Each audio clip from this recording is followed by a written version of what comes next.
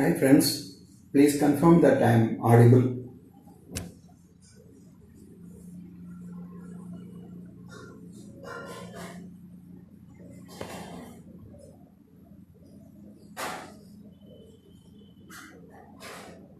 Hi.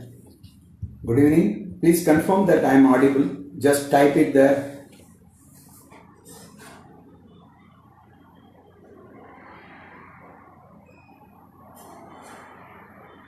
Okay.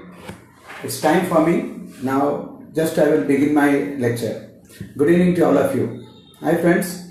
My name is V. Selvarajan. I am the founder secretary of Green Circle, an NGO working from Dwarka, New Delhi for environment and nature. I am also a teacher in banking and management.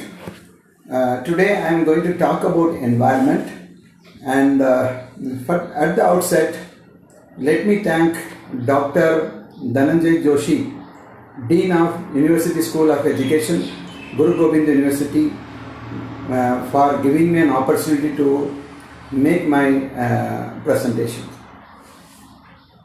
And now I welcome all the students. Rashmi, I welcome all of you. And let me be bilingual. I know that I have to talk in Hindi also. English और Hindi mix करके मैं बात करूँगा. My friends are also watching. I know environmental activists are also watching. So all of them, I welcome all of them to have a watch on my lecture and also share some of your opinions and views. At the outset, ये जो अभी जो period चल रहा है कोविड-19 का जो period चल रहा है आप सब लोग जानते हैं, और इसका और कुछ एनवायरनमेंट के साथ कुछ लिंक है. यही लिंक के बारे में मैं कुछ बात करना चाहता हूँ. पहले जो मेरे लेक्चर जो है it will be first part will be कोविड-19 के बाद क्या होता है एनवायरनमेंट को, एंड कोविड-19 के पहले क्या होता है एनवायरनमेंट को. सो ये दोनों चीज़ मैं बात करूँगा. नंबर वन, आप सब लोग जानते हैं ये कोविड-19 is a very big challenge for the human race. ये बहुत बड़े चैलेंज है, और ये पैंडमिक है, अभी फॉर्मिडेबल है, बहुत डेंजरस लगता है, और ये अनप्रेसिडेंटेड है. मेरे 65 ईयर्स में मैं कभी नहीं देखा ये 40 दिन लॉकडाउन और कुछ भी एक्टिविटीज हम नहीं करेंगे.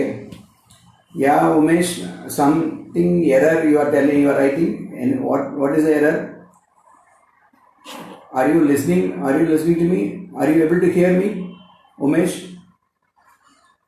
Okay, let me go ahead. The spread of virus is phenomenal and rapid. It's unprecedented. हम सब लोग जानते हैं.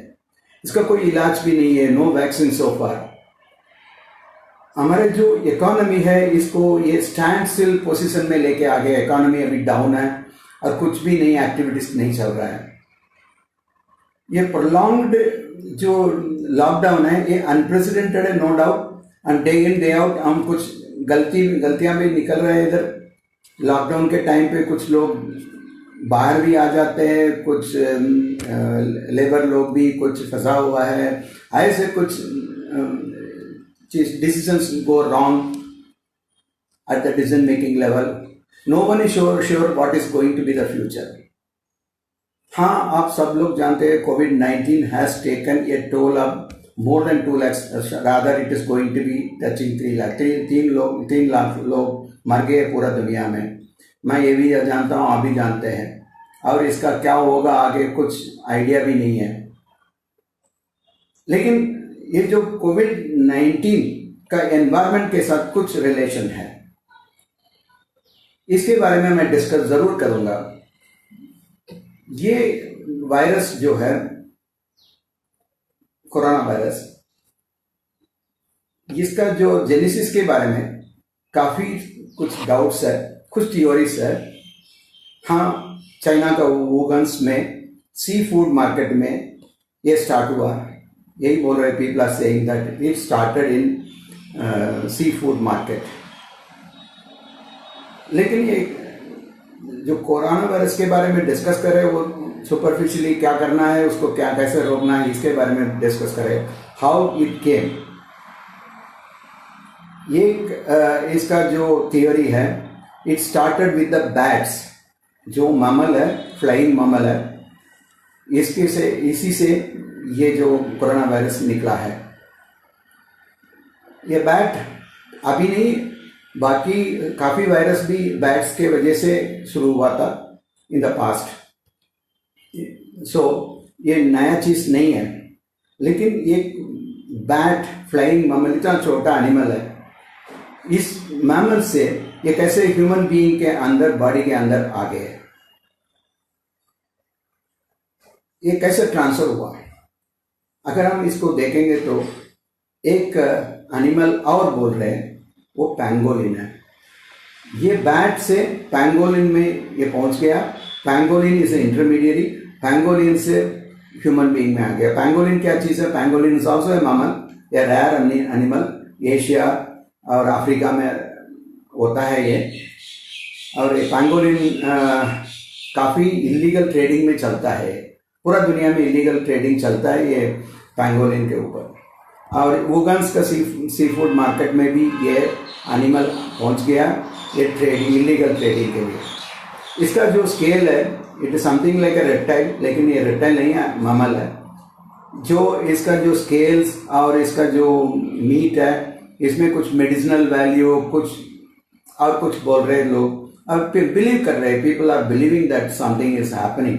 यस, इसके वजह से इसका ट्रेडिंग बहुत ज़्यादा होता है, इलीगल ट्रेडिंग पूरा दुनिया में। Now this pangolin is in connection with, in contact with some of the human beings. कुछ लोग, कुछ व्यक्ति ने इसके साथ कांटेक्ट में आ गए, और इसके वजह से ये अभी बढ़ रहे हैं। one by one it has gone to the level of 3 lakh people have died. Now ये पैंगोलिन कितना पैथोजेनिक है हम नहीं बोल सकते हैं। पैंडोरा बॉक्स इज ओपन, काफ़ी चीज़ आ रहे हैं, कई डाउट्स है, कई फेक न्यूज़ है, कई unanswerable questions are in the news. Well, we all know it. और न्यूयॉर्क जू में एक टाइगर भी अफेक्ट हुआ था कोरोना वायरस में। तो इसका मतलब क्या? Animals also can not escape, animals भी इसमें जुड़ा हुआ है। तो मतलब अगर एक बार ये पैंडेमिक बहुत ज़्यादा होगा तो एनिमल्स भी अफेक्ट हो जाएगा। Now whether this pathogenic state of virus has evolved from animal host to human being by a natural selection. There are in biology there are two things. Directly एक animal से human being में directly हो गया, एक option है। एक दूसरा option है, एक नेचुरल प्रोसेस है, एक नेचुरल सिलेक्शन प्रोसेस है। तो इस नेचुरल प्रोसेस, सिलेक्शन प्रोसेस में पहुंच गया ह्यूमन बीइंग्स के अंदर, ये किसी को पता नहीं है। Or somebody is saying that there is a deliberate attempt in the labs of Wuhan. मतलब कोई लैब में पैदा हुआ करके कुछ लोग बोल रहे हैं। These are all theories which are going on in the air. The debate is going on. Yes, I know that the debate is going on. Anyway, the virus has come to stay. This is sure. This is going to stay for a long time, and we have to find solution for that. Yes, वो भी है। लेकिन आप एक चीज जरूर accept करेंगे, ये वायरस जरूर आसमान से नहीं निकला, या तो कुछ और प्लैनेट से ये आ गया, ऐसा कुछ नहीं है। This has come from our planet and we the people are responsible for it. About 3 lakhs people are going to, I mean, counted to be dying on the total planet yet. Now, this is the basic point on which I wanted to start my lecture, as before corona and after corona.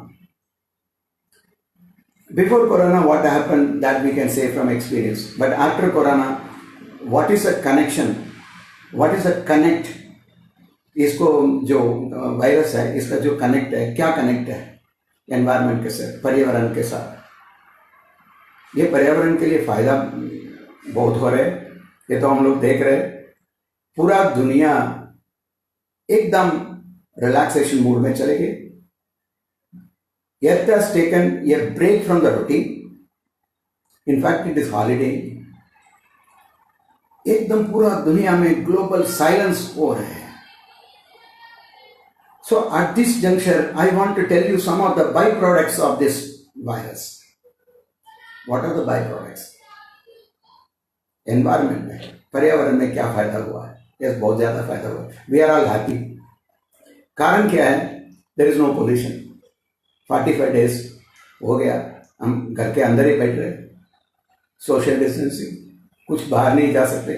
People like me, senior people cannot go out totally. So ultimately there is no pollution in the entire planet. कोई factory function नहीं करते, कोई factory से कोई भी emissions नहीं आ रहे, pollution नहीं आ रहे, कोई गाड़ियां नहीं चल रहे हैं, सो व्हीकुलर पोल्यूशन भी नहीं है, और कंस्ट्रक्शन एक्टिविटी बिल्कुल खत्म हो गया, धूल मिट्टी नहीं है. एयर क्वालिटी इंडेक्स, AQI बोलते हैं, air quality index has drastically come down. अगर आप देखेंगे तो 2 महीने के पहले जब मैं एक एयर क्वालिटी इंडेक्स को देखा था, I am having a monitor in my house, air quality monitor, तो मैं जब देख रहा था ये 400 के ऊपर था. 0 होगा तो कोई पोल्यूशन नहीं है, 400 के ऊपर होगा तो बहुत ज़्यादा पोल्यूशन है. पोल्यूशन का लिमिट होता है, ये लिमिट से बाहर हो गया. तो इतना डस्टी एनवायरनमेंट, पोल्यूटेड एनवायरनमेंट में आते अभी पोल्यूशन कम हो गया, कंप्लीटली कम हो गया. ये फायदा है. मोर ग्रीनरीज, लश ग्रीन, कहीं भी देखो आप ग्रीन ग्रीन दिख रहा है, और ट्रीज के ऊपर कोई डस्ट नहीं है, पत्ते के ऊपर कोई डस्ट नहीं है. इसके वजह से जो ऑक्सीजन प्रोडक्शन करने का जो कैपेसिटी है, ये ओरिजिनल कैपेसिटी है लीव्स का, ये ज़्यादा हो रहे हैं, और इसके वजह से ग्रीनरीज बढ़ रहे हैं. हर जगह पे फ्लावर्स है. रोड में डस्ट नहीं है, रोड डस्ट कम हो गया, काफी कम हो गया, तो कोई डस्ट नहीं है रोड में. Animals are out, human beings are in. Animals are out and human beings are inside the house. Animals are coming out of the jungles. Yes, birds are seen near the windows, balcony में है. मनीषा, ये सही है. Great difference in pollution levels, very positive effects on environment, of course. तो ये environment के फायदा है. तो हम लोग जो environment के लिए काम कर रहे हैं, this is what we are saying. Rashmi, so many positive changes in the environment because of lockdown. Yes, we are all happy about it. Environment में जो काम कर रहे हैं, we are so happy about it. I think every human being, सब लोग जरूर खुश होगा, ये तो है जरूर. और ब्लू स्काई, जो नीला आसमान जो है आप देख रहे हैं, अगर हम बालकनी में जाके खड़े हो जाएंगे तो you can see the blue sky. अगर ब्लू स्काई देखना है नॉर्मल डेज में, अगर ब्लू स्काई देखना है तो आपको हिल स्टेशन जाना पड़ेगा, कोई पहाड़ इलाका में जाना पड़ेगा. लेकिन अभी अब कोई जाने का जरूरत नहीं है. We are simply seeing the sir, thank you very much sir, Joshi साहब, so nice of you. So blue sky दिख रहे कहीं भी. फ्रेश एयर, हम तो फ्रेश एयर है, काफी फ्रेश एयर आ रहे हैं. और रिवर्स आप देखो, कोई नदियां का फोटोग्राफ, आजकल व्हाट्सएप है, व्हाट्सएप में वीडियो आते हैं, काफी वीडियोस आते हैं, और वीडियोस में हम देख रहे हैं क्लीन रिवर्स, ग्लेसी रिवर्स देख रहे हैं हम. रियली यमुना रिवर को हम कभी नहीं देखा है. इट्स लाइक अ ड्रेन, हमेशा एक ड्रेन लग रहा था. अभी देख रहे हैं हम क्लीन रिवर्स हो रहे हैं. ये सब आपको क्या facts and figures, facts and fictions दोनों तरफ देख सकते हैं. ये जो अभी जो एनवायरमेंट में, पर्यावरण में जो चल रहा है, there are 2 things after corona virus. One is a fact, other one is a fiction. दोनों हम एक्सेप्ट करना जरूरी है. पहले मैं फैक्ट्स को बता दूंगा, लिस्ट आउट करूंगा. Corona virus has done good to all. Facts first. Number 1, clean environment. Number 2, people are economical. हम लोग बैर मिनिमम में जीने के लिए हम सीख लिया. ज़्यादा हमें रिक्वायरमेंट नहीं होता है, घर के अंदर रहते हैं और हम सस्ते में हमारे लाइफ चल रहा है, कोई एक्सपेंडिचर नहीं है. पर्सनल हाइजीन, पहले इतने बार वॉश थोड़ी करते थे हम, आजकल हम बहुत ज़्यादा, कई बार हम वॉश करते हैं. और ये हमारे हाइजीन कॉन्शियसनेस हमें बढ़ रहे हैं, हेल्थ कॉन्शियसनेस बढ़ रहे हैं, और डिसइंफेक्ट कर रहे हैं हम, घर को डिसइंफेक्ट कर रहे हैं, सोसाइटियों को डिसइंफेक्ट कर रहे हैं, रास्ते को डिसइंफेक्ट कर रहे हैं, गवर्नमेंट इज डूइंग इट। अरे हम वेट मॉपिंग कर रहे हैं, घर के अंदर हम लोग साफ कर दे, साफ सुथरा करने के लिए हम हमारे जो वेट मॉप लेके करते हैं, काम करते हैं, इसके वजह से हमारे हेल्थ इंप्रूव हो रहे हैं। Definitely these are all the benefits of corona virus to the environment, to the ecology. Now I am coming to the fiction, what is happening in the social media and media. I would like to say that also. Fake news बहुत ज़्यादा हो रहे हैं. Old videos are coming on the WhatsApps. Wrong interpretations are being given. मैं example बताऊंगा. Last week मेरे पास एक WhatsApp message आ गया, वीडियो क्लिप आ गया, उसमें लाइन इज फाउंड एट दौलतवान. कमाल है, लाइनस कब के साथ घूम रहे हैं दौलतवान में, और लोग कह रहे, चैलेंज कर रहे, ये जरूर है यहाँ पे दिल्ली के अंदर. आई am sorry, it is a wrong statement, क्योंकि हमारे देश के अंदर सिर्फ एक फॉरेस्ट एरिया है, एक नेशनल रिजर्व, नेशनल पार्क है, गिर नेशनल पार्क है गुजरात में, उसी में लाइन्स है. अभी कुछ लाइन्स ज्यादा हो गया, पहले 200 था, अभी 500 हो गया, 500 के ऊपर लाइन्स हो गया. Environment ministry, forest department, they are taking efforts, इसके वजह से काफी लाइन्स हो गया, 500. अभी कुछ पता भी चला, कुछ ये गिर फॉरेस्ट के आसपास भी, बाहर भी आ जाते हैं ये लाइन्स, तो वीडियो आ गया था. लेकिन अभी ये दिल्ली में कैसे आ जाएगा, कोई चांस ही नहीं है. अगर एक दो लाइन किसी जंगल में हमने छोड़ा भी है, फिर भी वो इतनी दूर जाना, इतनी दूर आना बहुत मुश्किल है, क्योंकि Delhi is a very busy active place. Even if the corona virus lockdown is there, कुछ एक्टिविटीज तो चलते रहते हैं. यस. नाउ एक और एग्जांपल मैं बताऊंगा, फ्लामिंगोस. फ्लामिंगोस के बारे में एक वीडियो आया था जरूर वेरी रिसेंटली. फ्लामिंगोस एक बर्ड है, एक ग्रुप में रहते हैं हमेशा, और ये गुजरात में कच्छ एरिया में बहुत है, और हमारे नजफगढ़ एरिया में भी आप देख सकते हैं, इधर द्वारका के पास नजफगढ़ एरिया में आप देख सकते हैं. फ्लामिंगोस हजारों में है, वहां पे लाखों में है. और एक वीडियोग्राफ आया था, इसमें मुंबई के अंदर एक क्रीक, सेंट्रल मुंबई के पास लाखों में ये फ्लामिंगोस आ गए उधर. ये सब लोग, इसका इंफॉर्मेशन आ गया, ये अभी कोरोना वायरस की वजह से ज्यादा प्रोडक्शन हो गया. नहीं, गलत है ये. एक्चुअली ब्रीडिंग सीजन होता है नवंबर, दिसंबर, जनवरी, इस पीरियड में होता है. वो भी कच्छ में, गुजरात में ब्रीडिंग करते हैं ये फ्लामिंगोस. और उसके बाद ब्रीडिंग, फीडिंग के लिए और रूस्टिंग के लिए ये बॉम्बे में हर साल आते हैं. ये एक्चुअली ये क्रेक के पास मेरे सिस्टर रहते हैं. मैं फोन करके पूछा था, आपके पास क्या इतना फ्लामिंगोस आ गया? हाँ, आ गया. ये हर साल आते हैं, इस साल बहुत थोड़ा ज्यादा है. इसका कारण क्या है? इस साल ज्यादा फ्लामिंगोस वहां पे पहुंच गया. ये नहीं है फ्लामिंगोस ज्यादा हो गया कोरोना वायरस के वजह, वहां पहुंच गया उधर. कारण क्या है?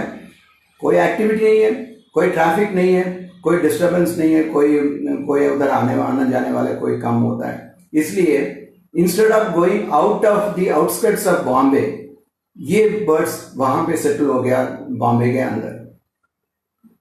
मतलब रॉन्ग इंटरप्रिटेशन बहुत ज्यादा होते हैं. ये सब मुझे एक बहुत जरूरी क्वेश्चन को मैं सोच रहा था, because I am working on environment for a long time. Are we learning from the past?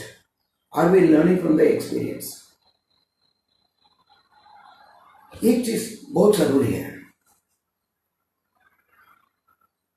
पूरा दुनिया में एनवायरमेंट को प्रोटेक्ट करने के लिए, क्लाइमेट चेंज को रोकने के लिए, ग्रीन हाउस गैसेस को कम करने के लिए कन्वेंशंस, अकॉर्ड्स, एग्रीमेंट्स, समिट्स बहुत ज्यादा होते हैं.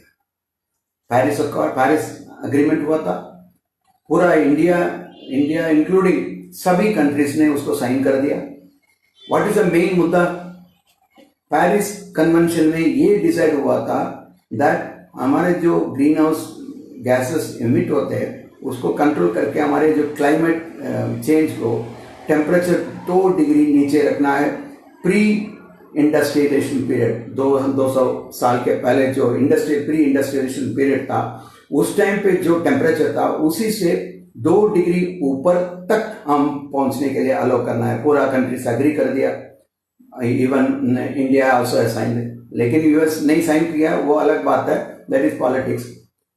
ये चीज जरूरी है, इतना कन्वेंशन हो रहे हैं पूरा दुनिया में, लेकिन जो कन्वेंशन पेपर में करते हैं, प्रैक्टिकली इंप्लीमेंट करने के लिए कोशिश करते हैं, लेकिन नहीं होते हैं।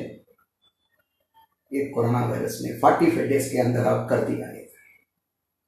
हमारे क्लाइमेट अच्छा हो रहे हैं। COVID-19 has achieved it. So hats off to COVID-19. Sorry, I am using this. Coronavirus is dangerous, of course I agree. But it has instigated the people to go to the lockdown. We came out of our, learned things, unlearn कर दिया. Now we are remaining in the house and फायदा हो रहा है। ये corona virus के बाद में हुआ। तो ये from the environment angle I will say that lockdown is a blessing in disguise. ये लॉकडाउन हर साल हर महीने में एक दिन कम से कम होना चाहिए लॉकडाउन निकालने के बाद भी, तब अब हमारे एनवायरनमेंट सुधरेगा। कर सकते हैं, आड इवन भी कर सकते हैं, सब कुछ कर सकते हैं हम। नाउ इन दिस बैकड्रॉप, इसी बैकड्रॉप में मैं कुछ और एनवायरनमेंट के बारे में, क्योंकि मैं पहले एनवायरनमेंट में काम करता था, अभी भी कर रहा हूँ, 40 साल से कर रहा हूँ, प्रैक्टिकल एनवायरनमेंट काम कर रहा हूँ। कुछ गार्बेज निकालना, कुछ प्लास्टिक सेग्रीगेट करना, कुछ ट्री प्लांटिंग करना, ऐसे काम करता हूँ। विद दैट एक्सपीरियंस मैं आपसे बात करना चाहता हूँ, कुछ मेजर एरियाज के बारे में कुछ डिस्कस करना चाहता हूँ। Are we learning from the past? ये question I am giving this question to everyone whom I am meeting. Environment में काफी कुछ सीखने का है, हम काफी कुछ हम सीखते हैं, और we want to change our lifestyle, और दूसरे स्टाइल में हम जाना चाहते हैं, लेकिन हम नहीं करते। लेथार्जिक है, केयरलेस है, हम केयरलेसनेस है। क्यों ये है पता नहीं मुझे। हमें मालूम है ये environment is really affected a lot and we have gone to dogs. अभी जो एयर क्वालिटी इंडेक्स 400 के ऊपर 800 चले गए, द्वारका के अंदर वर्स्ट एयर क्वालिटी इंडेक्स है। Dwarka Guru Gobind university where it is situated, यहाँ पे हमारे जो एयर क्वालिटी इंडेक्स 800 के ऊपर है। द्वारका एक हॉटस्पॉट है, लेकिन हम सुधरते नहीं हैं। So in this context, in this backdrop, I want to discuss several important aspects of the environment. Number one, I will discuss about the air quality. Number two, I will discuss about the conservation, natural resources conservation. Number three, I will talk about the waste management. अगर time permit होगा तो कुछ agriculture and social movements के बारे में discuss करेंगे, या तो बाद में करेंगे। Right now, I would like to discuss about the air quality and whether we are learning from the past. ये क्वेश्चन हर सेगमेंट में मैं रखूंगा। Yes, of course, Rashmi, thank you. We need to learn and need to change our lifestyle and attitude towards environment, of course. And we means we, everybody. There is no exception, whether it is the politician or the public. पढ़ने वाले PhD है, doctorate है, खाली paper present करने में कुछ नहीं होता है। We have to work for the environment. With this I will start. Air quality, air pollution, हम आप सब लोग जानते हैं एयर पोल्यूशन कैसे होता है। दो चीज है एयर पोल्यूशन में, एक तो मैन मेड है, एंथ्रोपोजेनिक एमिशन है कहते हैं इसको, जो फैक्ट्री से निकलते हैं, और जो एमिशंस फैक्ट्री से आते हैं, जो एमिशंस गाड़ियों से आते हैं, और waste burning, crop burning, stubble burning, ये सारे चीज है पोल्यूशन का मेन कंपोनेंट्स यही है। This is an artificial human made pollution. इसी को हम अटैक करेंगे। नेचुरल पोल्यूशन को हम कुछ नहीं कर सकते। नेचुरल पोल्यूशन क्या है? नेचुरल सोर्स क्या है? डस्ट जो होता है वो नेचुरली आ जाता है। तो उसको स्टॉप करना बहुत मुश्किल, जब तक मिट्टी होगा तब तक वो ये डस्ट पोल्यूशन होगा। नेचुरल पोल्यूशन को हम टच नहीं कर सकते, but anthropogenic that is human made emissions can be stopped. तो we must analyse what are the components of the pollution. एक तो प्राइमरी पोल्यूटेंट्स बोलते हैं, एक दूसरा बोलते हैं सेकेंडरी पोल्यूटेंट्स। प्राइमरी पोल्यूटेंट्स आप सब जानते हैं, सबसे बहुत वर्स्ट है, पुराना है, everybody knew that only carbon, suit यानी कार्बन है, लेड, ना सल्फर डाइऑक्साइड, और कार्बन और नाइट्रोजन ऑक्साइड, कार्बन और नाइट्रोजन ऑक्साइड्स, और मीथेन, बेंजीन, ये सब important primary pollutants. Secondary pollutants हम देखेंगे तो ओजोन, जिसमें 3 एटम्स होता है, एक मॉलिक्यूल 3 एटम्स होता है, ओजोन वो 3 है, और सल्फर ट्राइऑक्साइड, ये पूरा सेकेंडरी पोल्यूटेंट्स हम बोल सकते हैं। तीसरा वेरी इंपॉर्टेंट वन आजकल बहुत ज्यादा होता है, वो डस्ट पोल्यूशन है।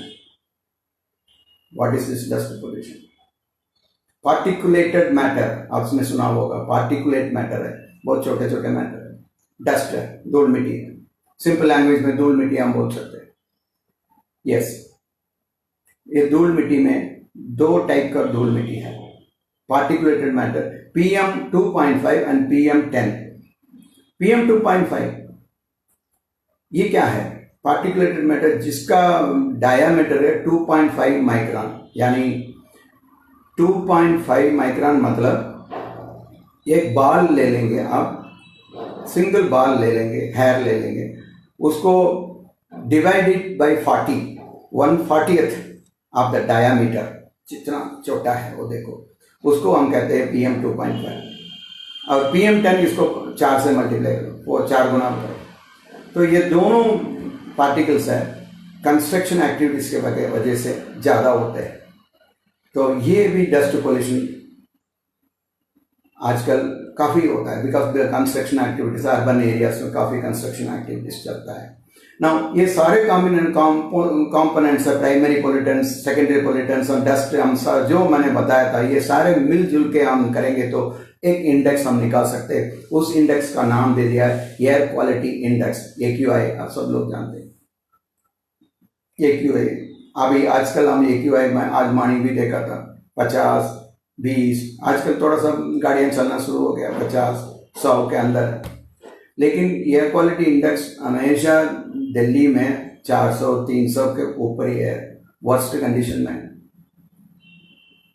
हम क्लीन एयर हमें नहीं मिलता है। एयर क्वालिटी इंडेक्स, इस index ministry of environment, pollution control board एक इंडेक्स बना के रखा है, उसका पैरामीटर्स काफ़ी है। It's a compound of all the pollutants which are there in the air. Now इसको रोकने के लिए क्या करना है, उसको भी pollution control board, central pollution control board ने इलाज दे दिया। इसका नाम है GRAP measures, GRAP, graded response action programme. सो ग्रेडेड रेस्पॉन्स ग्रेप मेशर्स में 0 to 100 पोल्यूशन AQI होगा तो क्या करना है, क्या इलाज करना है। अगर 100 to 200 होगा तो क्या करना है, क्या इलाज करना है, इसके बारे में लिखा है।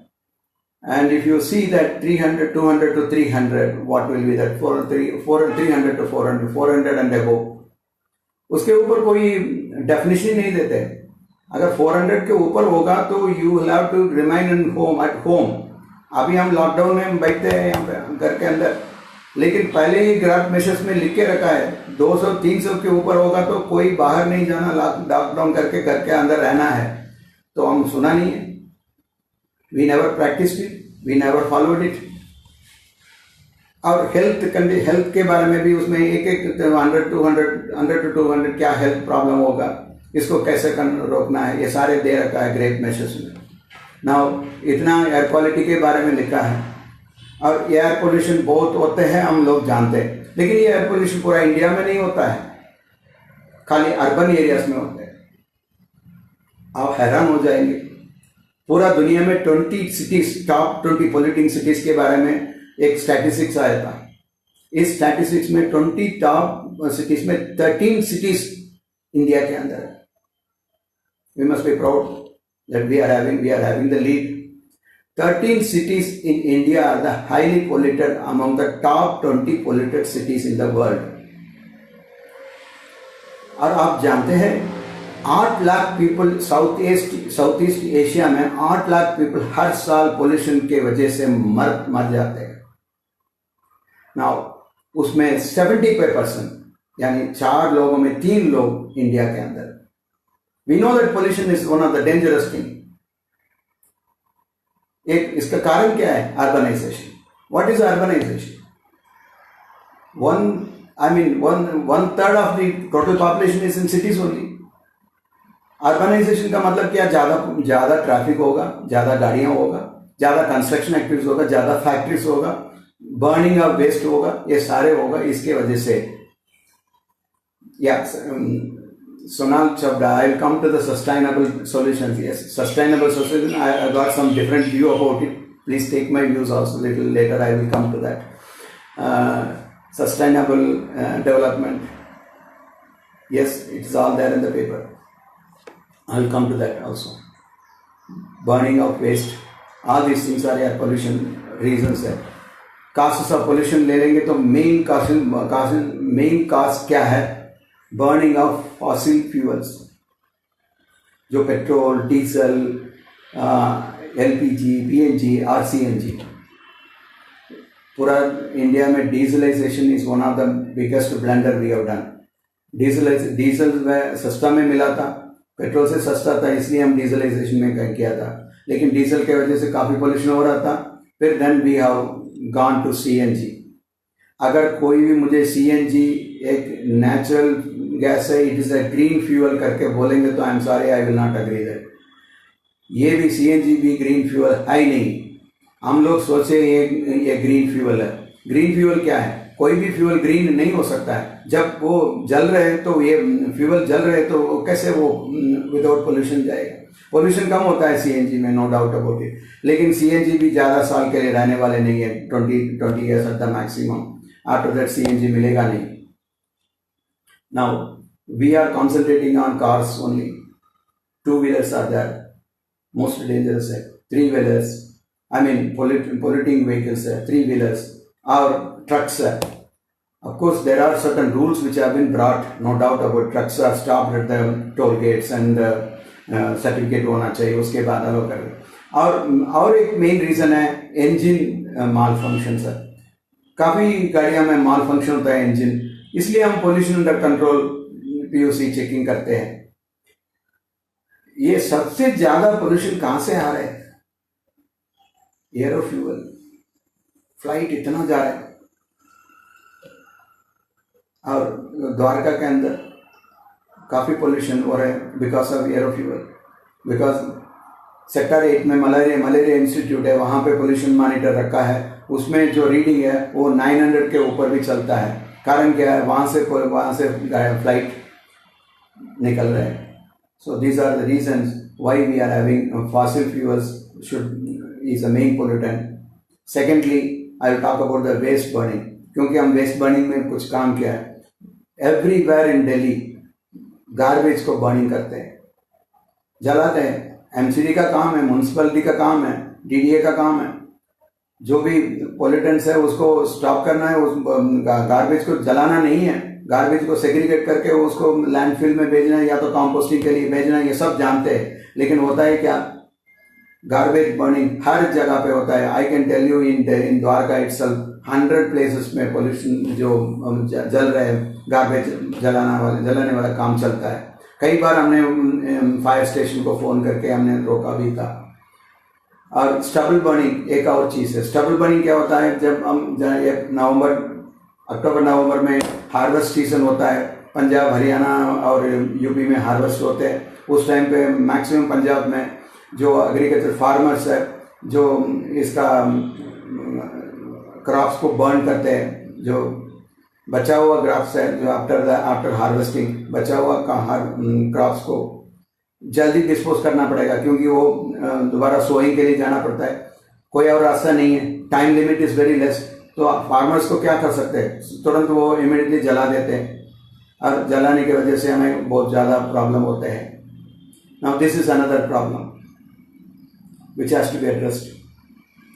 Now coming to the third important polluting part is the factories. Emissions from factories. There is CPCB, Central Pollution Control Board कहते हैं, rules है, norms है, pollution has to be checked, energy audit होना चाहिए और control होना चाहिए. लेकिन are we learning from our experience? ये मेरा क्वेश्चन शुरू से लास्ट तक आएगा. Are we learning from our experience? Bhopal gas tragedy सब लोग जानते हैं क्या हुआ है. 25 साल हो गया, इतने लोग मर गए because of the carelessness of the factories. हम सीखा है क्या? लास्ट वीक विशाखापट्टनम में 7-10 लोग मर गए और हजारों लोग घर से बाहर निकल गए. तो still we are not learning from all the culprits are not booked immediately, और कुछ ना कुछ पैचअप कर देते हैं थोड़ा सा, उसके बाद साइलेंट हो जाते हैं. We are having amnesia, people are having amnesia, people are having more priorities. तो हम भूल जाते हैं. विशाखापट्टनम में एक हफ्ते के पहले हुआ था, किसके नॉलेज में रहेगा अभी? सब लोग हम कोरोना वायरस के बारे में सोच रहे हैं. ये लोग जो मर गए उसके बारे में कोई चिंता नहीं. तो कुछ दिन के बाद ये हिस्ट्री हो जाएगा, सम कोर्ट केस चलता रहेगा और पीपल को कुछ मतलब कॉम्पनसेशन दे देंगे या कुछ दे देंगे. That's all, finished. Next, I am coming to the main important component of the pollution, that is the construction activities. I already discussed about PM 2.5 and PM 10. सबसे बहुत बड़ा एक pollution source है, that is indoor air pollution. हमारे ladies kitchen में काम करते हैं, मैक्सिमम पीपल, और किचन गैस में से भी पोल्यूटेंट्स आते हैं. कई लोगों को lung related problem, respiratory problem, asthma problem बहुत होता है. और हम घर को बार बार हम पेंटिंग करते हैं, रीपेंटिंग करते हैं, वेटमा जो झाड़ू करते हैं, पोल्यूटेंट्स डस्ट निकलते हैं, कंबशन ऑफ कुकिंग गैस, ये सारे एक रीजन है. So total cause of air pollution, इतना एयर पोल्यूशन का चांसेस है दुनिया भर का. इसके वजह से रेस्पिरेटरी प्रॉब्लम आते हैं, ग्लोबल वार्मिंग आते हैं, और acid rain. Global warming, you know, due to this air is getting heated, global temperature is rising. Already temperature industrialization era के बाद अभी 200 साल में 1 डिग्री ज़्यादा हो गया, और अभी 2 डिग्री तक पहुंचने के लिए हम उसके अंदर रखने के लिए हम कोशिश कर रहे हैं.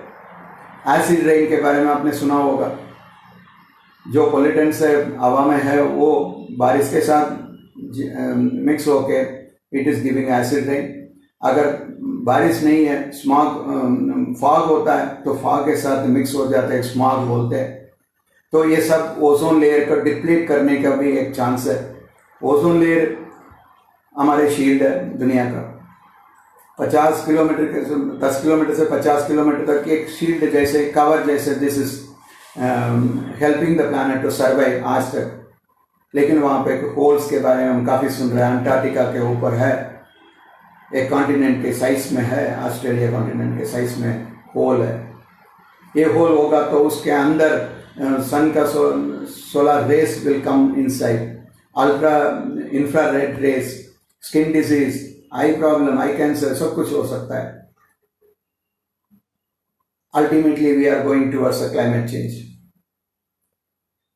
पेरिस अकॉर्ड, मैंने पहले बताया था, पेरिस अकॉर्ड 2 डिग्री टेम्परेचर को below the pre industrialization level रखना है. ये हमारे डिसीजन है, कंट्रीज अग्री कर दिया है, लेकिन उसके लिए एक्शन प्लान है. Action plan still it is not materialising. America has gone out of it because they कच्चा करना पड़ता है, उनको ज़्यादा कच्चा करना पड़ता है. They have gone out of it. Climate change, global warming, mostly as I told you anthropogenic pollution है, और man-made emissions is going to give rise to greenhouse gases.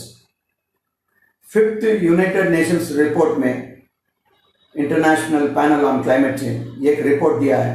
उसमें global temperature 0.85 degree Celsius between 1880 to 2012, यानी 120 years के, 130 140 years के अंदर ये हुआ था. Yeah, drawbacks of urban life. Yes, I agree with you. Urbanization is one of the major problems. I will come to that also. urbanization is one of the major reasons for our itna pollution ka karan, because 37% of the people are living in urban areas. We are giving the 100% pollution to the entire country, even rural, because आसमान अलग अलग नहीं होता है, सबके लिए common होता है. So जो पोल्यूशन यहाँ से पंजाब से आता है, स्टेबल बर्निंग के वजह से पोल्यूशन आता है, वो डेफिनेटली दिल्ली को अफेक्ट करेगा, बाकी प्लेस को भी अफेक्ट करेगा. Yes. Now coming to the responsibility for the nations. Who is responsible for this climate change, or who is emitting more greenhouse gases? Climate change is mainly 16% responsibilities over US. Second culprit दुनिया में China है 15%. और India is not responsible, ऐसे कुछ सोचना नहीं. India is in the 4th place. We have to take decision on 5 3 models, planet, people and profit. Absolutely sustainable models के बारे में आप बात कर रहे हैं. सस्टेनेबल मॉडल्स काफी है. Sustainable models, many constructions are going on the basis of EIA, environmental impact assessment, and constructions are definitely going on. Sarojini mein trees were cut and we were filing a case against the people, but they were talking about the sustainable development. They were quoting the environmental impact assessment, which was copied from another project from Tamil Nadu. Tamil Nadu में जो गांव का नाम है वो environmental impact assessment में था. जब हम चैलेंज किया है उसको, कोर्ट ने दोबारा उसको हियरिंग करके ultimately they allowed the construction activities. NBCC का जो कॉन्ट्रैक्ट है वो चल रहा है. We are trying to stop it but it is not doing. Where is the sustainable development? हमें चाहिए सस्टेनेबल डेवलपमेंट नहीं है, सस्टेनेबल एनवायरनमेंट चाहिए. This is my view. Sustainable development के बारे में बात करें, development multi storied building story development है.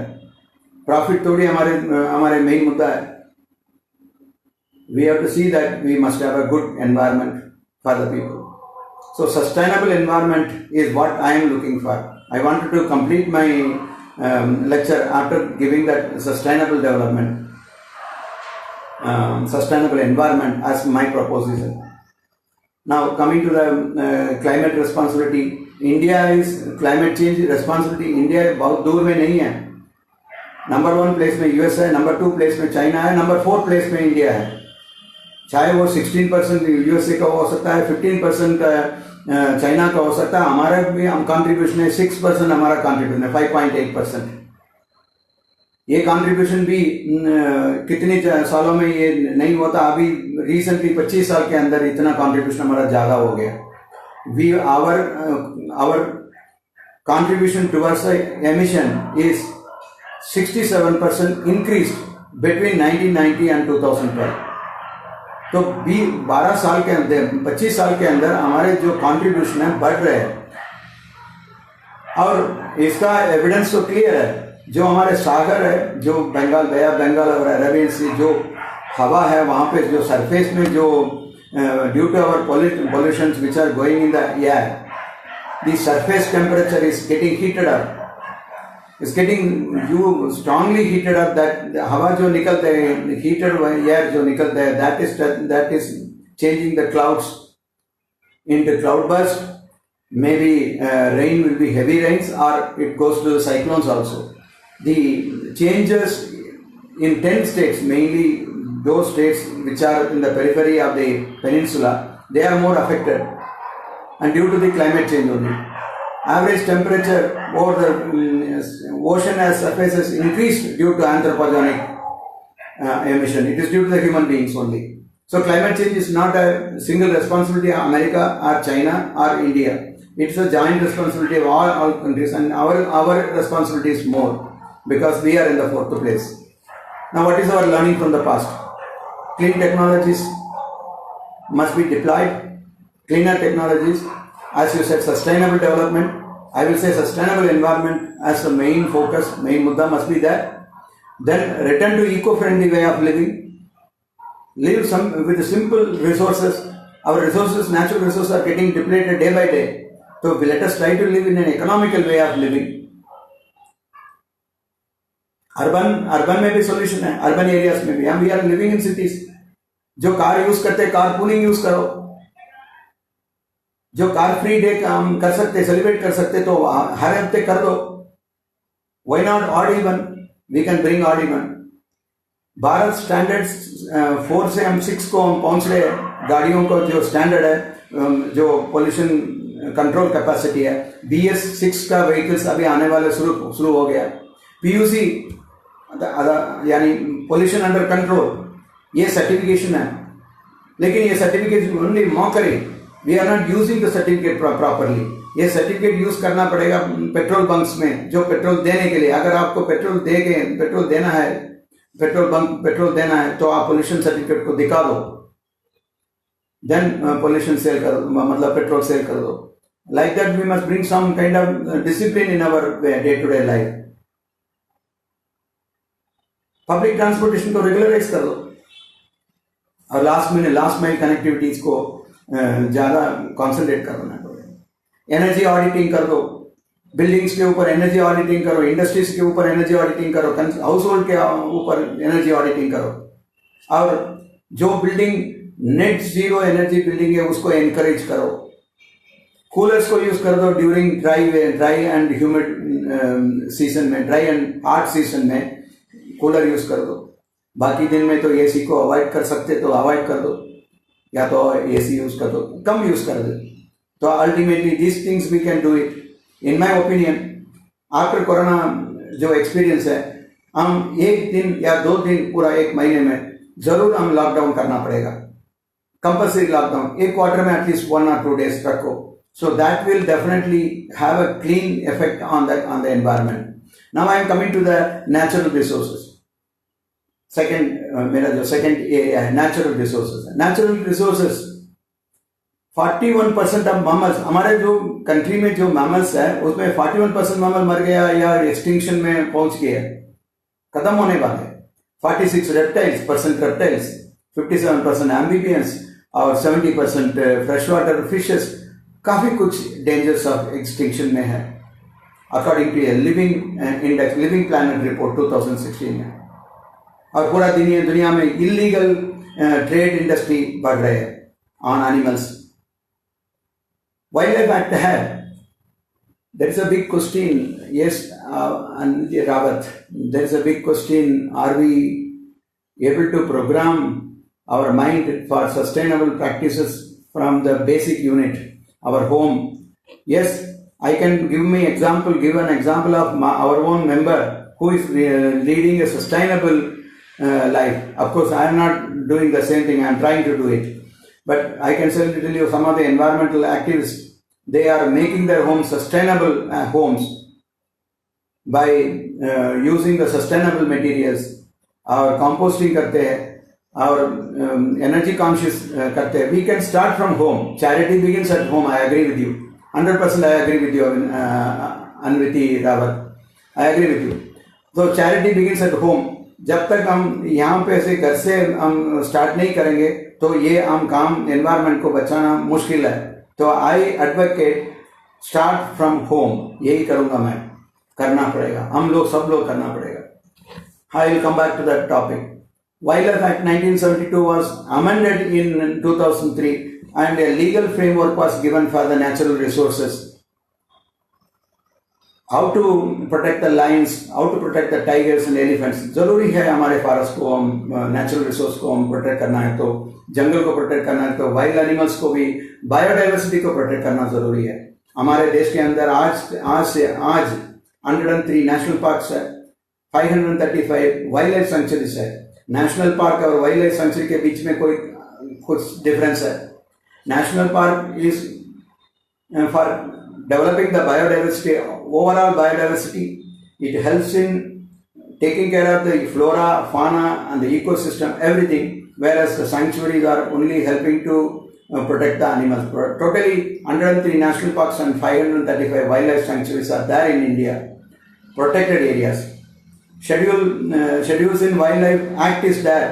ये सारे animals को protect करते हैं, और but even then our forest area must be 1/3 of the country's land area, that is 33%.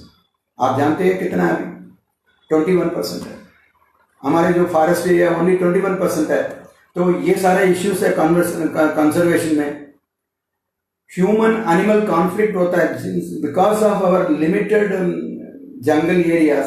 Human animal conflict होता है। कई बार एलिफेंट्स बाहर आ जाते हैं, कई बार टाइगर्स बाहर आ जाते हैं, और it attacks human beings also. तो human beings are little bit ours to the environment. जो जंगल्स के ऊपर उसको घुसाते हैं, यानी टाइगर्स को मारो, एलिफेंट्स को मारो। Now we have to protect the animals also. For that we need to have a vast area. 21% से 33% जंगल चाहिए। प्रोटेक्टेड एरियाज बहुत कम है। एक मेल टाइगर है, इसको चाहिए कम से कम 100 स्क्वायर किलोमीटर, एक दिन में घूमता रहता है, वॉक, इट्स रनिंग। और एक टाइगर को चाहिए एलिफेंट को चाहिए 10 to 20 kilometre square kilometre area चाहिए। अगर ये नहीं होता है तो बाहर जरूर आएगा। Sanctuaries are very small in India. आप बिलीव नहीं करेंगे, 29% ऑफ द टाइगर्स इंडिया के अंदर प्रोटेक्टेड एरिया के बाहर घूमते हैं। ये they are not in the jungles, protected area के बाहर घूमते हैं। तो ये हमारे जो डेंजर भी है ह्यूमन बीइंग्स के लिए, और एनिमल्स के लिए भी हम जस्टिस नहीं कर रहे। डिमांड फॉर लैंड, एनक्रोचमेंट्स, ये सारे चीज है कारण ये सारे होता है। Now greed versus population pressure. India का मेजर प्रॉब्लम है पॉपुलेशन। अब तो देख रहे थे स्टैंडर्ड लेबरर्स, अभी कितना प्रॉब्लम हुआ कोरोना वायरस का। जो लॉकडाउन या जो सोशल डिस्टेंसिंग मेंटेन नहीं कर सकते थे, because our labour, our working class people, poor people बहुत है हमारे देश में। पॉपुलेशन बढ़ रहे हैं, there is no awareness about the small family planning norms. हमारे एनवायरनमेंट का बिगेस्ट एनिमी कौन है? पॉपुलेशन। हम पॉपुलेशन को कंट्रोल करना बहुत जरूरी है। Irrespective of caste, creed, religion, anything, we should all unite together to see that we must have a common code for the population in India. ये होता है क्या? हमारे जो इकोसिस्टम है काफी फ्रेजाइल है। आप एक जमाने में नीलगिरी तार कहते हैं उसको, जो शीप है उसको हम उसको बोलते हैं नीलगिरी तार। हमारे वेस्टर्न घाट्स में बहुत ज्यादा, मतलब it's endangered species. Now it is an endangered species. अगर आप नीलगिरी तार के बारे में, जो शीप के बारे में पढ़ेंगे, जो पहाड़ इलाका में पहाड़ के ऊपर रहते हैं, उसके बारे में आप पढ़ेंगे। हिमालय में भी एक तार होता है, नीलगिरी में एक तार होता है। ये दोनों का मॉर्फोलॉजी और एनाटॉमी देखेंगे तो दोनों बराबर है। ये क्या आपको दिखता है? पूरा इंडिया में जंगल था पहले, हजारों ईयर्स पहले। लेकिन जब हमारे ह्यूमन इन्वेशन ज्यादा हो गया तो अलग अलग हो गया। हिमालय और वेस्टर्न घाट्स, नीलगिरी तार अलग है, हिमालयन तार, दोनों एंडेंजर्ड होता है। आप बिलीव नहीं करेंगे, एक और चीज मैं बता रहा हूँ। वीड्स कहते हैं ना, जो यूजलेस प्लांट होता है दुनिया में। एक फॉरेन से आ गया लेंटाना कैमरा। ये लेंटाना कैमरा जो वीड है, आप हर हिल स्टेशन में, हर जगह पे, हर जंगल में जाएंगे तो आप देख सकते हैं फैला हुआ, काफी फैला हुआ। What about पार्थिनियम? जंगल को काट लिया, पार्थिनियम स्प्रेड्स लाइक एनीथिंग। आप कीकर के बारे में क्या बोलेंगे? बलियाटी कीकर, प्रोसोफिस जूलीफ्लोरा, ये है। ये कीकर जो ट्री है, इसके अंदर अंडरग्रोथ कभी नहीं होता है। These plants are to be slowly removed and वहां पे नेचुरल फार्म प्लांटेशन होना चाहिए। लेकिन हम क्या करते हैं, यहाँ पे कीकर हो गया इसलिए फॉरेस्ट को बिल्डिंग बना दो। एक द्वारका के अंदर एक भारत वंदना नाम पे एक पार्क है, अभी इसको एनबीसीसी को दे दिया। भारत वंदना में कीकर ट्रीज बहुत है और जंगल के अंदर काफी नेचुरल ट्रीज भी है, लेकिन भारत वंदना का एक वाटर बॉडी भी है उसके अंदर। लेकिन हम क्या कर दिया, उसको एनबीसीसी को दे दिया। नाउ अम्यूजमेंट पार्क आ जाएगा। It is all our mistake, people का मिस्टेक है ये। हमें नहीं चाहिए अम्यूजमेंट पार्क, हमें चाहिए नेचुरल लंग्स चाहिए पूरा द्वारका के लिए, गुरु गोविंद यूनिवर्सिटी के लिए। नेशनल लॉ यूनिवर्सिटी है, काफी यूनिवर्सिटीज है इधर। यहाँ पे smart city, Dwarka is a smart city. एक फॉरेस्ट है अंदर 200 हेक्टेयर में, हम इसको हम छोड़ते नहीं है। इसको हम बना दिया एक अम्यूजमेंट पार्क। जल्दी ना जल्दी 5-6 साल के अंदर पूरा अम्यूजमेंट पार्क आएगा। पूरा वहाँ पे जो सेंटर्स होगा, ईट आउट प्लेसेस होगा, झूला होगा, काफ़ी चीज you can have varieties of plants भी होगा, लेकिन ये नेचुरल फॉरेस्ट नहीं है। We are losing our 200 hectares of natural forest and a water body. Water body में हम जल्दी हम बोटिंग करने वाले हैं। Is it correct? Our ecosystem is fragile. Disasters, natural disasters एक साइड में, दूसरे साइड में मैन मेड डिजास्टर्स है। earthquake, सुनामी, क्लाउड बर्स्ट, ये सारे नेचुरल हो सकता है, लेकिन कैमल को शूटिंग कर रहे हैं, 10,000 कैमल्स को शूटिंग कर रहे हैं हम लोग, गलत है। आपने लेके गया इंडिया से ऑस्ट्रेलिया में, अभी आप बोल रहे हैं अभी इसका यूज खत्म हो गया, इसलिए आप इसको निकाल दो, शूटिंग कर दो। अमेजॉन फॉरेस्ट के अंदर फायरिंग अभी भी चल रहा है, फायर चल रहा है। 1000 स्क्वायर किलोमीटर के ऊपर फॉरेस्ट खत्म हो चुका है। We are unable to do anything. Yes, Rashmi. Parthenium also is extensively scattered, weed found everywhere. Absolutely. Parthenium अगर आपके स्किन में पड़ेगा तो आपको इचिंग आ जाएगा। Parthenium is a dangerous one. हम पार्थेनियम को खत्म करना है। So we are unable to do all these things. I don't know what the Minister of Environment and the policy makers are doing it. ये सबको importance लेके इसको सारे करना पड़ेगा। साइंटिस्ट जो बोलते हैं उसको एडवाइस को लेके, you please do all these things. This is what I will say then. Now coming to the issues in conservation, disappearing biodiversity, deforestation. Biodiversity तो खत्म हो रहा है। ग्रेट, आपको एक एग्जाम्पल दे दूंगा। ये हमारे डॉक्टर सुमित है, एनवायरमेंट डिपार्टमेंट का सुमित दुकिया है, गुरु गोविंद यूनिवर्सिटी में। He is doing some research on great Indian bustard. ये पहले एक जमाने पे बहुत ज्यादा बर्ड्स था, अभी सिर्फ खाली 169 बर्ड्स है। इंडिया का प्रेस्टीज है, बट अगर ये 169 बर्ड्स भी खत्म हो जाएगा तो हम ये वेराइटीज को हम ओनली इन बुक्स हम देख सकते हैं। We need conservation, we need conservation, we need to protect our biodiversity. India से जैसे इतना बायोडाइवर्सिटी इंडिया में है उतना कभी नहीं, कहीं नहीं है। So we are very rich in biodiversity. India is a rich country in biodiversity, but we are making it poor. Deforestation के बारे में, फॉरेस्ट कवर के बारे में जो डेफिनेशन आते हैं स्टेटस रिपोर्ट ऑफ फॉरेस्ट में, I am sorry, I was shocked to read that one. So forest cover क्या है मालूम है आपको? पूरा फॉरेस्ट एरिया को एक हेक्टेयर के लेवल पे डिवाइड करते हैं। अगर 1 हेक्टेयर के अंदर 1 हेक्टेयर, ध्यान रखिए, 1 हेक्टेयर लेके उसके अंदर 10% का ग्रीनरी होता है, ये जंगल है, जंगल माना जाता है। Is it a jungle?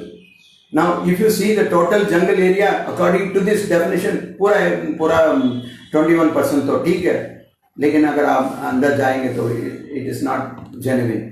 I have made a protest in one of the seminars. Delhi's green area cover, total cover is 22%। वो 22% कहाँ से आ गया? दिल्ली का जो ग्रीन एरिया कवर है 111 स्क्वायर किलोमीटर्स ट्री कवर है, 189 किलोमीटर फॉरेस्ट कवर है। Forest cover का डेफिनेशन क्या है? अगर 1 हेक्टेयर में 10% ओनली इज ग्रीनरी, आप पूरा इसको फॉरेस्ट कवर मानो। अगर इस लॉजिक में आप जाएंगे तो टोटल फॉरेस्ट एरिया है 22% नहीं है, खाली 10% के दिल्ली के अंदर। This is a major problem which is going out of it. We need to look at it, this forest definition again. Forest cover होना चाहिए at least 50%. 1 हेक्टेयर में 50% कवर होगा, then you call it as a forest area. 10% कमाल है। So this is what the technical definition is saying. Topsoil has been eroded. अगर 1 feet का topsoil, 1 foot का topsoil बनाना है तो दैट विल टेक कम से कम 1 लाखों में ईयर्स हो सकता है। लेकिन अब पूरा टॉपसॉइल खत्म हो रहे हैं, ट्री फेलिंग खत्म हो रहे हैं, ट्री फेलिंग हो रहे हैं, डिक्रीज रेनफॉल, ट्री फेलिंग खत्म हो रहे तो ट्री फेलिंग ज़्यादा हो रहे तो रेनफॉल खत्म हो रहे हैं। पुअर वाटरशेड मैनेजमेंट, जो वाटर है बचा और उसको भी हम सेव करने के लिए वाटरशेड मैनेजमेंट हमारे पास है नहीं। इधर उधर का कुछ एग्जाम्पल होता है, कुछ लोग काम करते हैं, एनजीओ काम करते हैं, I agree with you. So we need to work on all these things. Forest rights act, we should go back to our indigenous Ayurveda and resource power. Yes, Anviti, I agree with you. Heritage of India. See, that's why I'm saying, see, if you go to the real nature definitions and natural living, India से हटके कोई नहीं है पूरा दुनिया में। हमारे जो योगा पूरा दुनिया में चल रहा है, natural way of living, Ayurvedic चल रहा है। So if we are living in tune with the nature, I am sure that we will go back to our last glory. हमारे जो glory है पूरा उसमें हम जा सकते हैं। Thank you, Savita. Yes. Now I will come for the learning part. Forest Rights Act. Forest में जो ट्राइबल रहते हैं उनके प्रोटेक्शन भी जरूरी है। उनका मिनिमम फॉरेस्ट प्रोड्यूस में उसको कुछ कमाते हैं, विदाउट लैंड है, विदाउट एनी पोसेशन है, they are earning.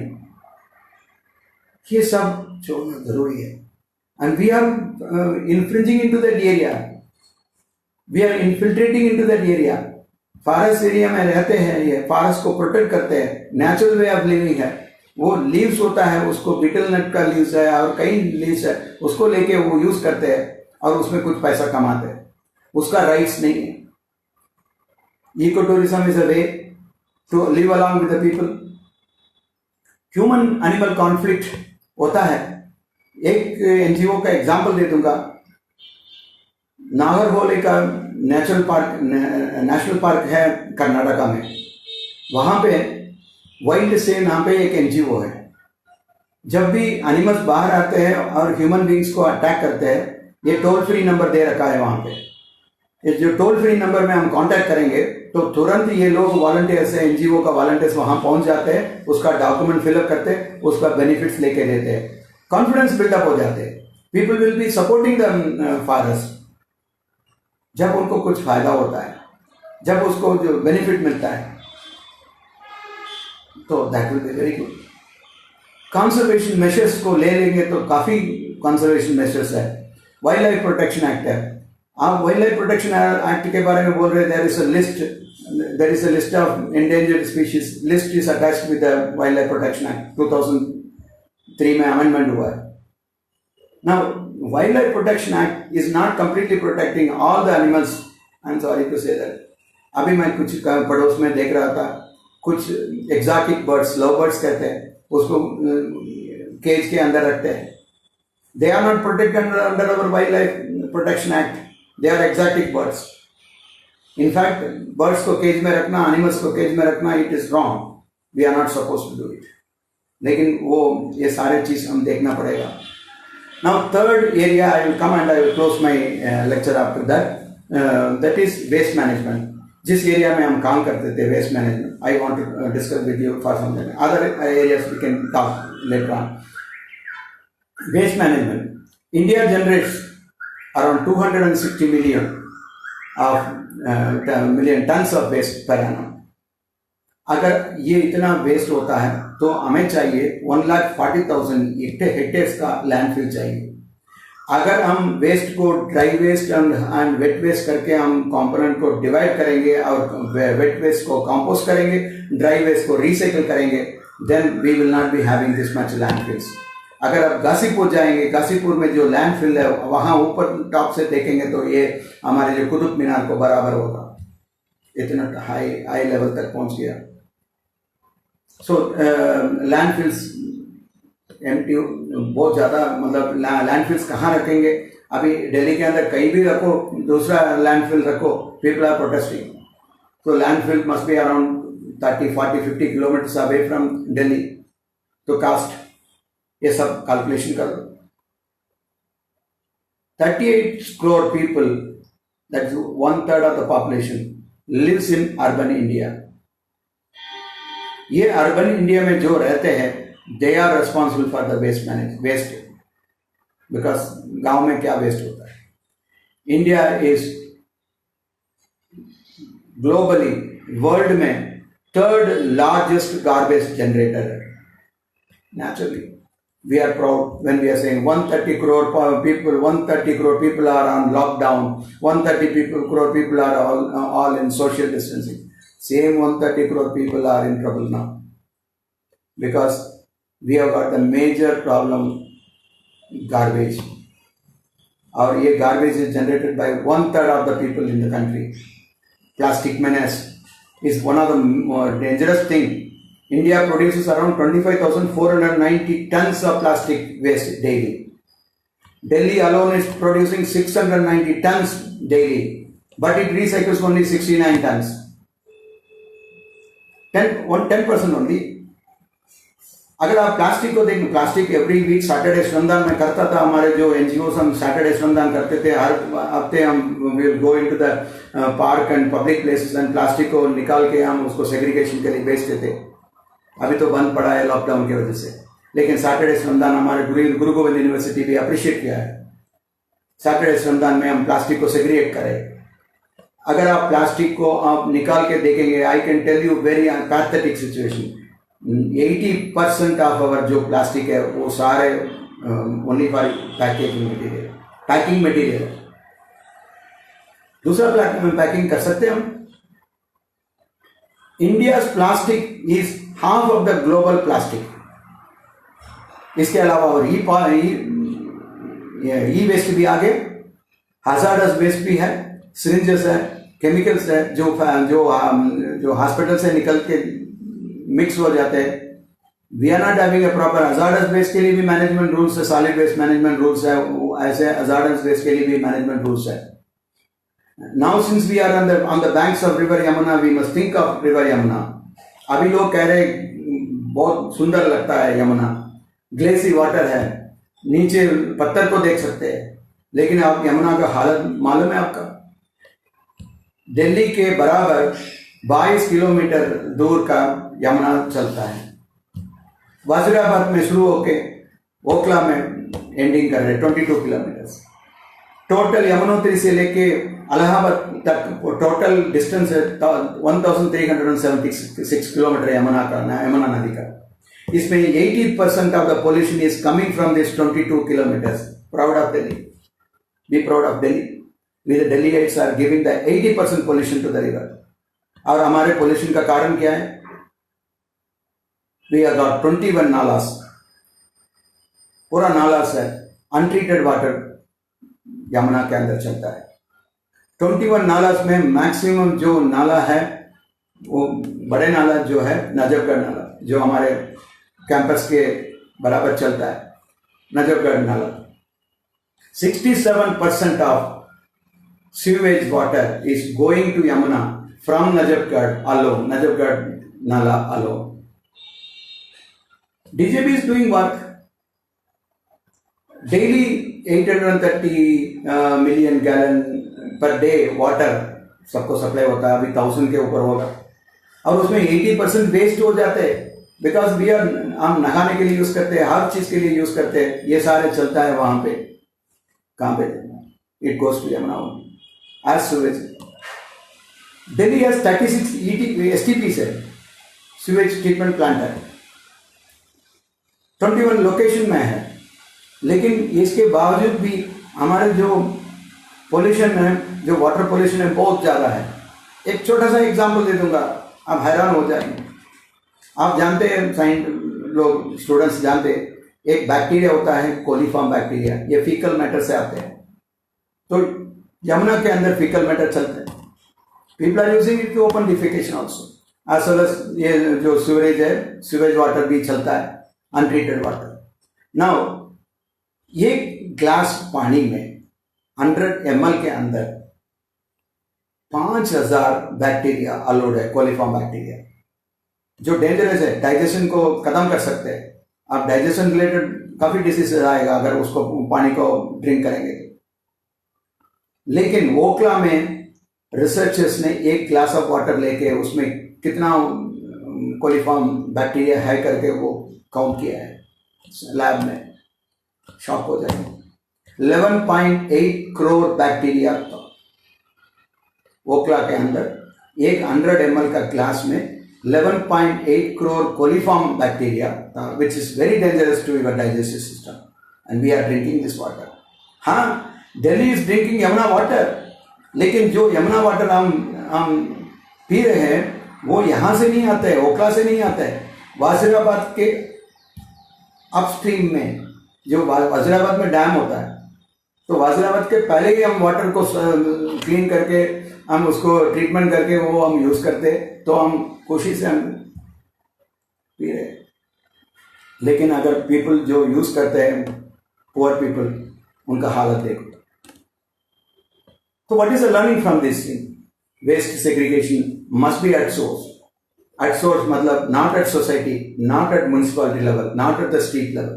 It must start from your home. This is my humble submission. Charity begins at home. पहले मैंने बताया था, charity begins at home. Plastic need to be recycling. Our 100% recycling has to be done. Plastic को reuse करो, plastic को avoid करो, plastic alternative find out करो। आते हैं रेगुलरली प्लास्टिक यूज मत करो, 20 माइक्रोन के नीचे नहीं होना चाहिए, 50 माइक्रोन के नीचे नहीं होना चाहिए, कम करते रहे, 20 माइक्रोन के नीचे नहीं होना चाहिए। बट लेकिन you go to any shop, मिलता है प्लास्टिक 10 दिन के लिए, 15 दिन के लिए ये लागू रहता है। उसके बाद हम we are back to the pavilion. तो जब ये हम इतने सालों में we never learnt about this kind of things, कब आप सीखेंगे?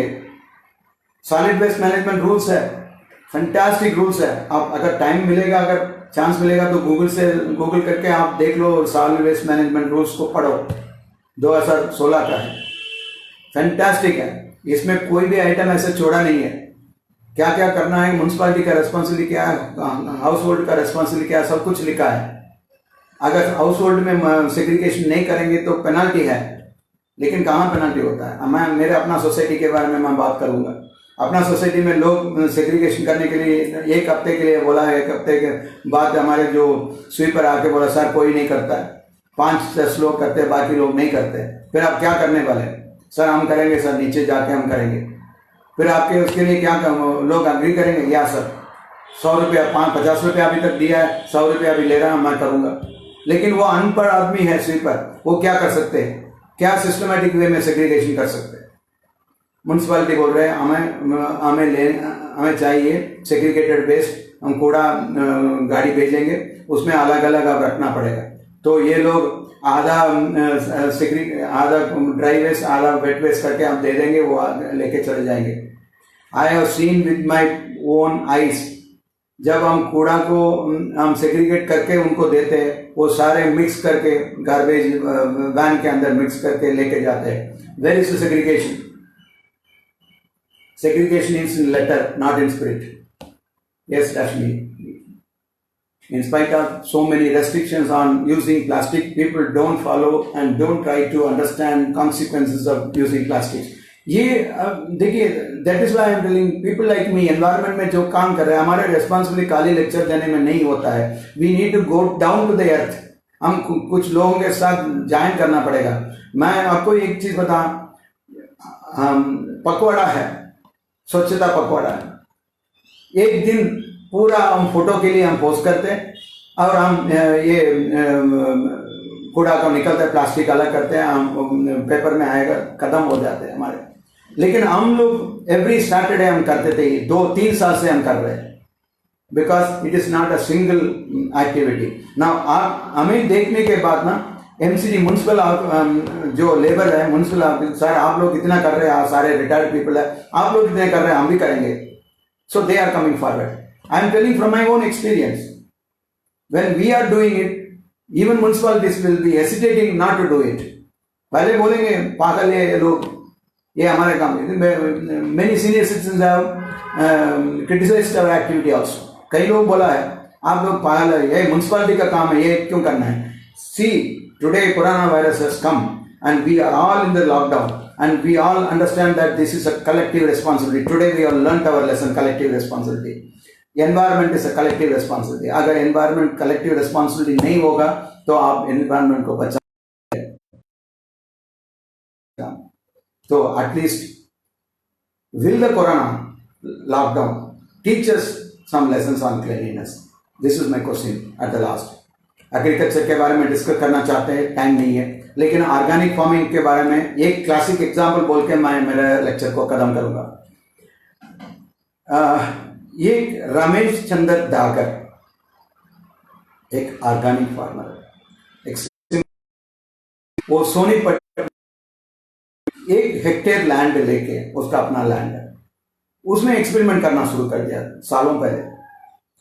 क्या किया वो, उनका जो एग्रीकल्चर लैंड है उसमें फर्स्ट ऑर्गेनिक फार्मिंग इंट्रोड्यूस किया।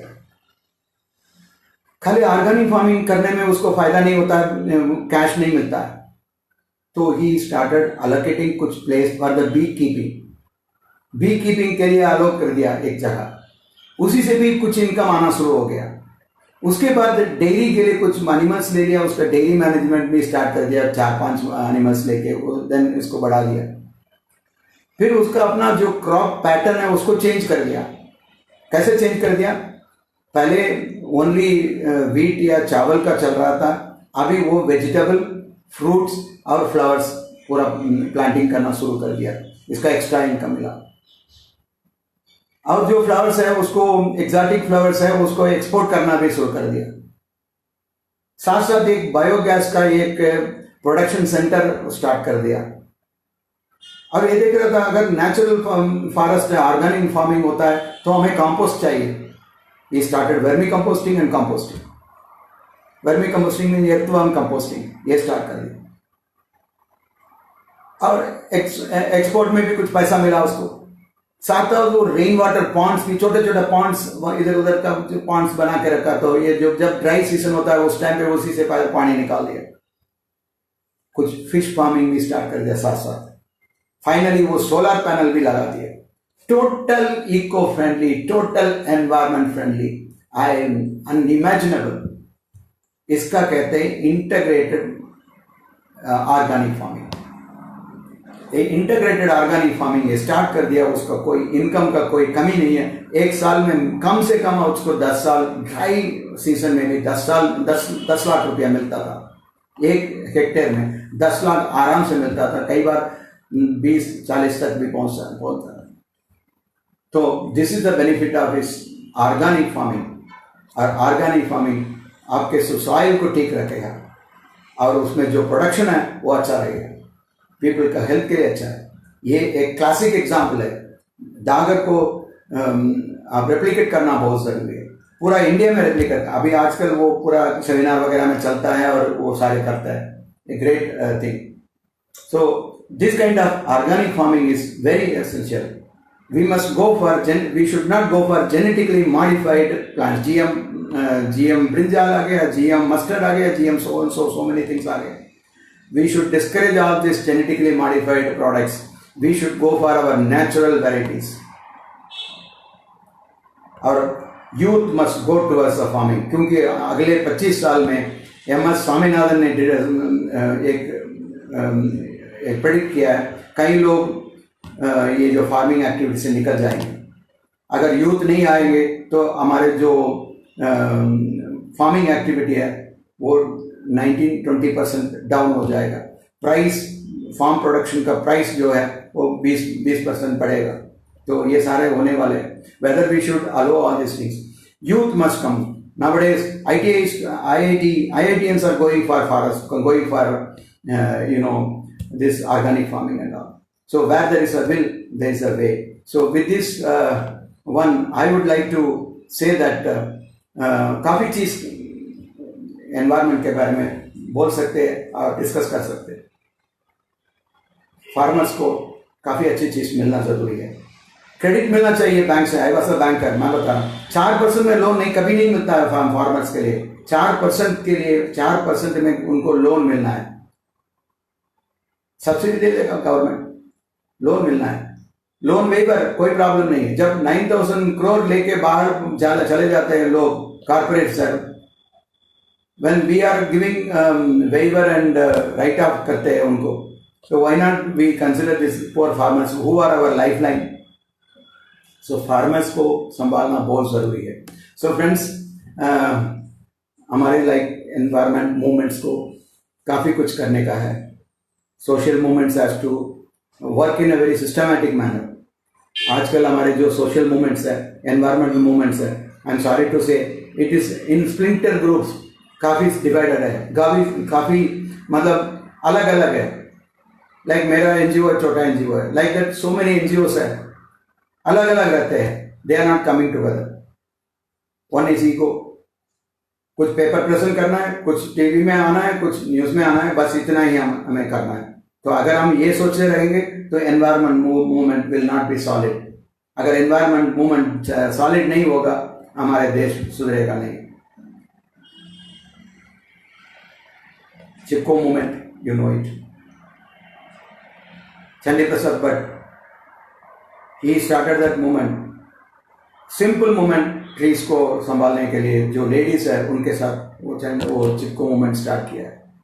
It was eye opener for the environment movement in India. Narmada बचाओ आंदोलन, Mehta Bhatkar has done a great job and followed by हर. काफ़ी लोग जो डैम में जो रिसेटल करने वाले जो पीपल है उनके राइट्स के लिए फाइटिंग करते थे. नाउअडेज अगर आप देखेंगे तो सोशल एनवायरमेंटल ऑर्गेनाइजेशन काफ़ी चीज़ों के लिए अलग अलग एनवायरमेंटल ऑर्गेनाइजेशंस आ रहे हैं. ट्री प्लांटिंग करते हैं कुछ लोग, एनवायरमेंटल एजुकेशन करते हैं कुछ लोग, ट्राइबल वेलफेयर के लिए, पॉपुलेशन के लिए, हाइजीन के लिए, बायोडाइवर्सिटी के लिए, हर चीज़ के लिए अलग अलग NGOs है.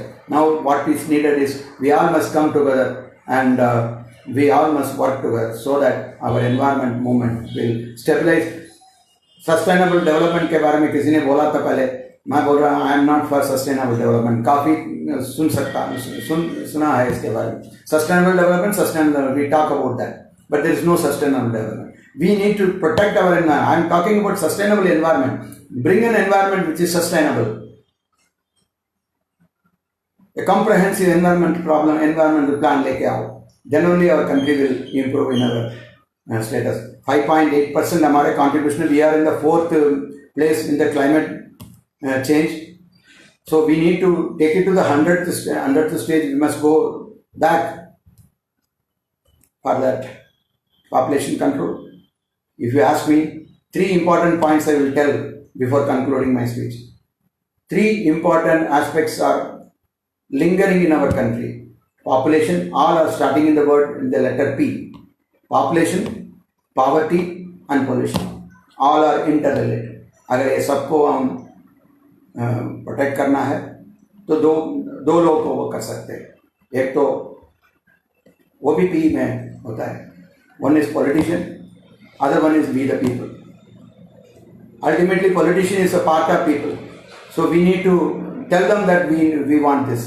So these are the things which we have to do in environment. So my complete presentation was on 2 aspects. One is on after Corona, what is the learning about the environment, and before Corona, what was the learning about the environment. I will tell that all these have culminated into the coronavirus. All our environmental problem has culminated in coronavirus. Today, coronavirus is a checkpoint for all of us. We need to learn from mistakes and we need to protect our environment. Thank you very much. अगर कोई question है तो बस पूछिए.